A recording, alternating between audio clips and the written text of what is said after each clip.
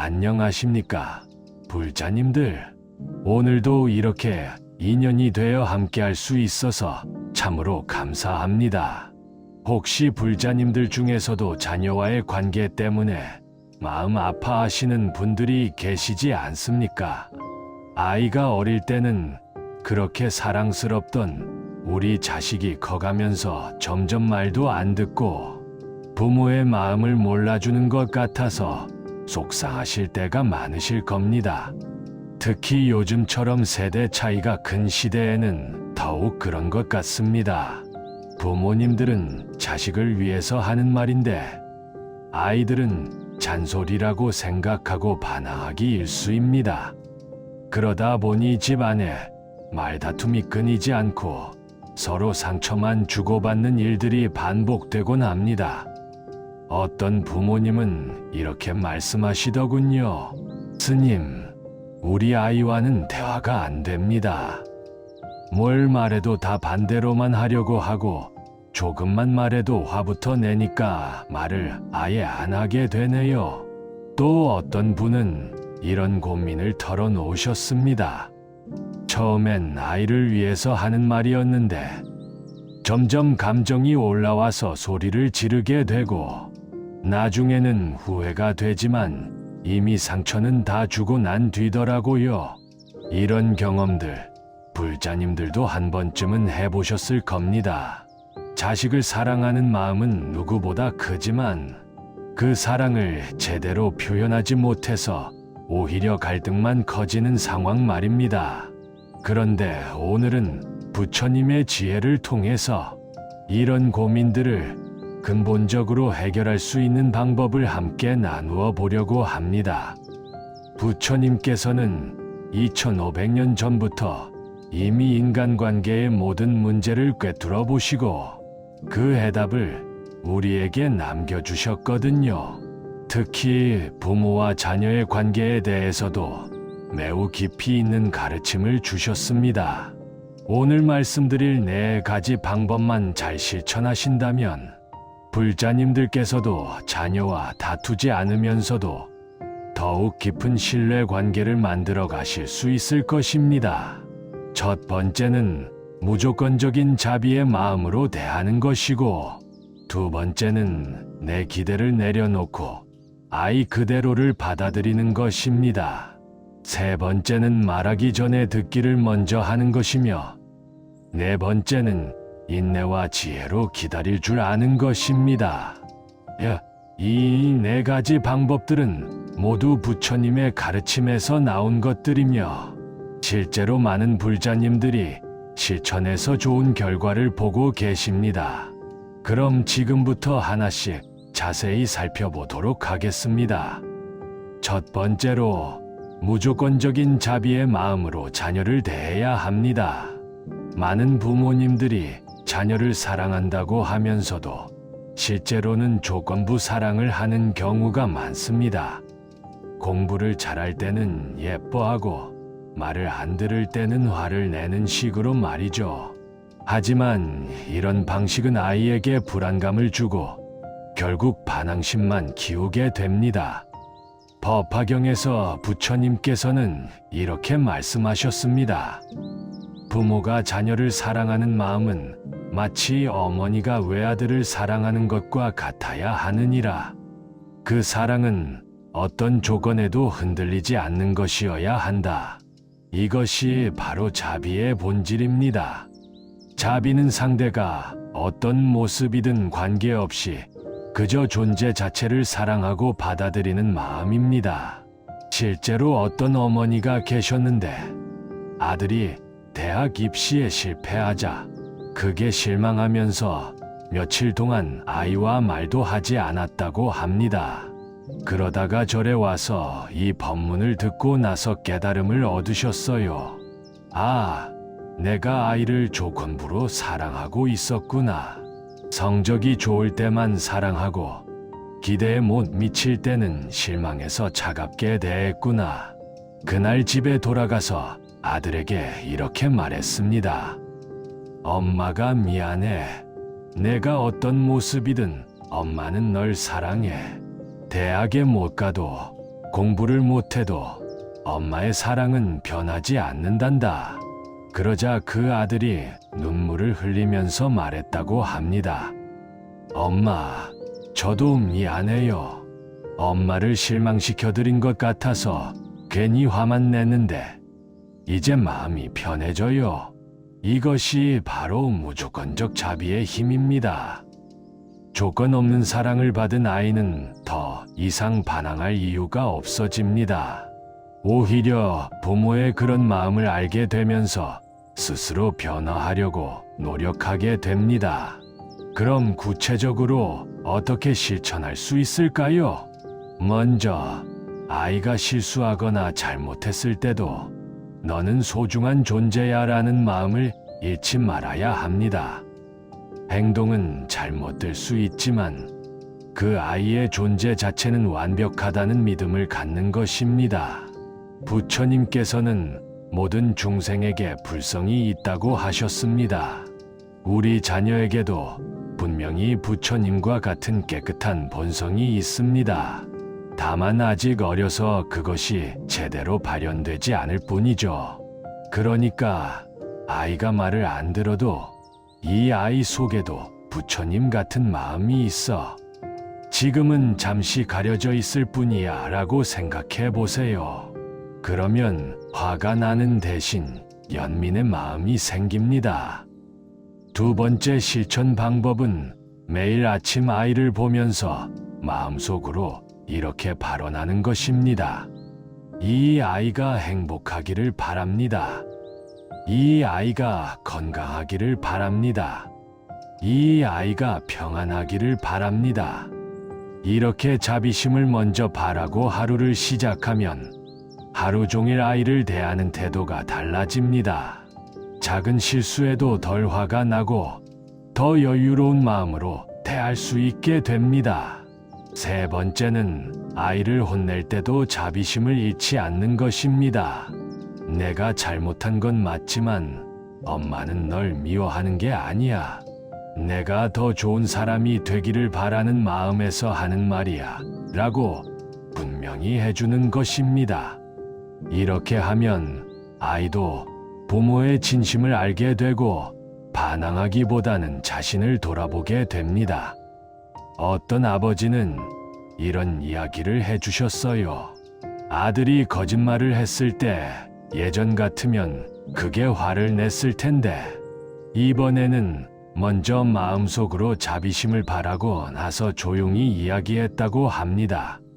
아빠는 내가 거짓말한 것보다 왜 거짓말을 해야 한다고 생각했는지가 더 궁금해. 아빠한테 솔직히 말해도 괜찮다고 생각하지 않았니? 그러자 아들이 오히려 울면서 진실을 털어놨다고 합니다. 부모의 자비로운 마음을 느낀 아이는 더 이상 숨길 필요가 없어진 거죠. 두 번째로, 내 기대를 내려놓고 아이 그대로를 받아들여야 합니다. 부모와 자녀 간의 갈등 중 대부분은 부모의 과도한 기대에서 시작됩니다. 우리 아이는 이렇게 해야 해. 이 정도는 당연히 할 수 있어야 해라는 생각들이 아이에게는 큰 부담이 되고 결국 반발로 이어지게 됩니다. 금강경에서 부처님께서는 이런 말씀을 하셨습니다. 응무소주의 생기시민이라 마땅히 머무를 바 없이 그 마음을 내어야 하느니라. 이것은 어떤 것에도 집착하지 말라는 뜻입니다. 우리가 자녀에 대해 갖고 있는 기대와 계획들도 사실은 일종의 집착입니다. 실제로 많은 부모님들이 자기도 모르게 아이를 자신의 연장선상으로 생각합니다. 내가 못다 한 공부를 아이가 대신 해야 해. 우리 집안의 명예를 지켜야 해 같은 생각들 말이죠. 하지만 아이는 부모의 소유물이 아닙니다. 독립된 인격체이고 각자의 인연과 업에 따라 자신만의 길을 걸어가야 하는 존재입니다. 선종의 임재선사께서는 이런 말씀을 하셨습니다.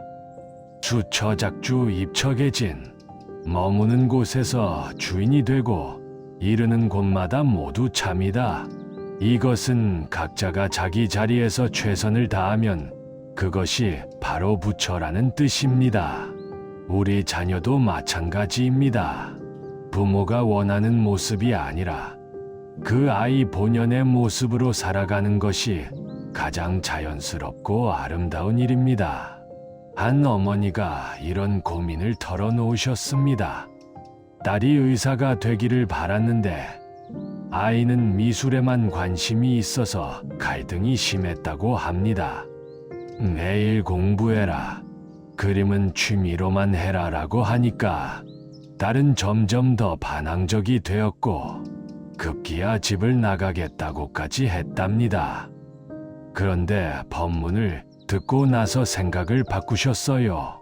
아, 내가 내 욕심으로 아이를 괴롭히고 있었구나. 이 아이에게는 미술이 천직일 수도 있는 건데. 그래서 딸에게 가서 이렇게 말했습니다. 엄마가 미안해. 엄마의 욕심으로 널 힘들게 했네. 앞으로는 내가 원하는 길을 가거라. 엄마가 응원할게. 그러자 딸이 오히려 눈물을 흘리며 말했다고 합니다. 엄마, 저도 걱정이 됐어요. 미술로 먹고 살 수 있을지. 그래서 더 의지가 됐으면 해서 반항만 했는데 이제 정말 열심히 해볼게요. 이것이 바로 집착을 내려놓았을 때 일어나는 기적입니다. 부모의 기대라는 틀에서 벗어나자 아이는 오히려 더 자발적이고 책임감 있게 변했습니다. 그럼 구체적으로 어떻게 기대를 내려놓을 수 있을까요? 첫째, 아이의 현재 모습을 있는 그대로 인정하는 연습을 해보세요. 우리 아이는 지금 이런 모습이구나라고 판단 없이 관찰하는 것입니다. 공부를 못한다, 게으르다 같은 평가 대신 지금은 공부보다 다른 것에 관심이 많구나. 지금은 휴식이 필요한 시기인가 보구나라고 생각해 보세요. 둘째, 매일 명상 시간을 갖고 아이에 대한 집착을 놓아버리는 연습을 하세요. 내 아이가 행복하기만 하면 돼. 내가 원하는 모습이 아니어도 괜찮아 라고 반복해서 마음에 새기는 것입니다. 셋째, 아이의 장점을 찾아보는 연습을 하세요. 부모의 기대에 맞지 않는 부분만 보지 말고 그 아이만이 가진 고유한 재능과 성격의 장점들을 인정해 주는 것입니다. 어떤 아버지는 아들이 공부는 못하지만 친구들을 잘 도와주고 배려심이 깊다는 걸 발견하고는 공부보다 더 중요한 마음씨를 가진 아이구나라고 생각을 바꾸셨다고 합니다. 그러자 아들도 자신감을 갖게 되었고 오히려 공부도 조금씩 나아지기 시작했다고 하더군요. 기대를 내려놓는다는 것은 아이를 포기한다는 뜻이 아닙니다. 오히려 아이의 진짜 가능성을 믿고 기다려주는 것입니다. 부모의 틀에 맞추려고 하지 말고 그 아이만의 꽃이 필 수 있도록 도와주는 것이죠. 세 번째로, 말하기 전에 듣기를 먼저 해야 합니다. 대부분의 부모님들은 자녀에게 많은 말을 합니다. 이거 해라, 저거 하지 마라, 공부해라, 일찍 자라 등등 하루에도 수십 번씩 지시를 하죠. 하지만 정작 아이의 말은 제대로 들어주지 않는 경우가 많습니다. 유마경에서 부처님께서는 이런 말씀을 하셨습니다. 모든 중생의 소리를 들어주는 것이 보살의 도이다. 관세음보살님의 이름도 세상의 소리를 관한다는 뜻이죠. 진정한 자비는 먼저 상대방의 소리에 귀 기울이는 것에서 시작됩니다. 아이들이 반항하거나 말을 안 듣는 이유 중 하나는 자신의 말을 들어주는 사람이 없다고 느끼기 때문입니다. 부모는 항상 가르치고 지시하려고 하지만 정작 아이가 무엇을 생각하고 느끼는지는 관심이 없어 보이니까요. 실제로 어떤 중학생이 이런 말을 한 적이 있습니다. 엄마는 항상 공부해라라고만 하세요. 제가 학교에서 무슨 일이 있었는지, 친구들과 어떻게 지내는지는 전혀 궁금해하지 않아요. 그래서 엄마 말이 잔소리로만 들려요. 이런 경우가 참 많습니다. 부모는 아이를 위한다고 생각하지만 아이 입장에서는 자신의 마음을 알아주지 않는 사람의 말이 귀에 들어오지 않는 거죠. 조주선사의 일화 중에 이런 이야기가 있습니다. 한 스님이 조주선사에게 물었습니다. 어떻게 하면 제자들을 잘 가르칠 수 있습니까? 조주선사가 답했습니다. 먼저 그들의 마음에 무엇이 있는지 보라. 그러면 어떤 법을 주어야 할지 알게 될 것이다. 이것이 바로 듣기의 지혜입니다. 먼저 상대방의 마음 상태를 파악해야 적절한 말을 할 수 있다는 뜻입니다. 어떤 어머니가 이런 경험을 해보셨다고 합니다. 평소에 아들이 게임만 한다고 잔소리를 했는데 어느 날 먼저 아이의 말을 들어보기로 했답니다. 요즘 학교 생활은 어때? 힘든 일은 없고? 그러자 아들이 처음에는 놀라더니 조금씩 마음을 열기 시작했다고 합니다. 알고 보니 아이가 학교에서 친구들과 관계에 어려움이 있어서 스트레스를 받고 있었고 그것을 게임으로 풀고 있었던 거였어요. 그걸 안 어머니는 게임을 줄이라고 하는 대신 먼저 아이의 마음을 위로해주고 친구 관계에 대해 함께 이야기를 나누었습니다. 그러자 아이가 스스로 게임 시간을 줄이기 시작했다고 하더군요. 이것이 바로 듣기의 힘입니다. 문제의 겉모습만 보고 지시하는 것이 아니라 그 뒤에 숨겨진 아이의 진짜 마음을 먼저 듣는 것이죠. 그럼 구체적으로 어떻게 들어줄 수 있을까요? 첫째, 매일 일정한 시간을 정해서 아이와 대화하는 시간을 만드세요. 이때는 훈계나 잔소리가 아니라 순수하게 아이의 이야기를 듣는 시간입니다. 오늘 하루는 어땠어? 요즘 뭐가 가장 재미있어? 같은 열린 질문으로 시작하세요. 둘째, 아이가 말할 때는 중간에 끊거나 평가하지 말고 끝까지 들어주세요. 그런데, 하지만 같은 말로 아이의 말을 차단하는 습관을 버려야 합니다. 일단 다 들어주고 그 다음에 부모의 생각을 말하는 것입니다. 셋째, 아이의 감정을 인정해 주세요. 그랬구나. 힘들었겠네. 화가 났구나라고 아이의 마음을 먼저 공감해 주는 것입니다. 해결책이나 조언은 그 다음 문제입니다. 한 아버지가 이런 이야기를 해주셨어요. 딸이 친구와 싸웠다고 울면서 집에 왔을 때 예전 같으면 내가 뭘 잘못했나? 라고 먼저 물어봤을 텐데 이번에는 그냥 안아주면서 많이 속상했구나 라고 말해줬다고 합니다. 그러자 딸이 마음을 열고 자세한 상황을 이야기했고 결국 스스로 해결 방법을 찾았다고 하더군요. 듣기는 단순히 귀로 소리를 받아들이는 것이 아닙니다. 마음으로 상대방의 마음을 받아들이는 것입니다. 이렇게 진심으로 들어주는 부모 앞에서 아이들은 반항할 이유가 없어집니다. 네 번째로, 인내와 지혜로 기다릴 줄 알아야 합니다. 많은 부모님들이 성급합니다. 아이가 조금이라도 잘못하거나 기대에 못 미치면 당장 바뀌기를 원합니다. 하지만 사람의 마음과 행동이 변화하는 데는 시간이 필요합니다. 법구경에서 부처님께서는 이렇게 말씀하셨습니다. 물방울이 떨어져서 물병을 채우듯이 지혜로운 자는 조금씩 선을 쌓아 자신을 채워간다.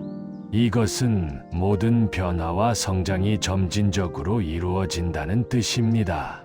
하루아침에 완전히 달라지는 것은 불가능합니다. 특히 아이들의 경우는 더욱 그렇습니다. 아직 인격이 형성되는 과정에 있기 때문에 시행착오를 겪으면서 천천히 배워나가는 것이 자연스럽습니다. 대행선사님께서 자주 하신 말씀이 있습니다. 기다려주는 것이 최고의 자비다. 정말 그렇습니다. 상대방이 스스로 깨달아서 변화할 때까지 인내심을 갖고 기다려주는 것, 그것이 진정한 사랑입니다. 실제로 어떤 어머니의 이야기를 들어보면 아들이 고등학교 때까지 공부에는 전혀 관심이 없어서 걱정이 많았다고 합니다. 다른 부모들은 학원도 보내고 과외도 시키는데 자기 아들만 게임과 운동에만 관심이 있으니까 답답했죠. 그런데 어느 날 깨달음을 얻으셨다고 해요. 아, 이 아이도 언젠가는 자기 길을 찾을 거야. 내가 재촉한다고 되는 게 아니구나. 그래서 잔소리를 멈추고 그냥 믿고 기다리기로 했답니다. 그랬더니 신기하게도 아들이 고등학교 3학년이 되어서 스스로 진로에 대해 고민하기 시작했고, 체육 교사가 되고 싶다는 목표를 세우더니 열심히 공부하기 시작했다고 합니다. 지금은 체육교육과에 진학해서 꿈을 키워가고 있다고 하더군요. 만약 그 어머니가 계속 재촉하고 다른 길을 강요했다면 어떻게 됐을까요? 아마 갈등만 커졌을 것이고 아이도 자신의 진짜 재능을 발견하지 못했을 겁니다. 기다림의 지혜에는 몇 가지 중요한 요소가 있습니다. 첫째는 믿음입니다.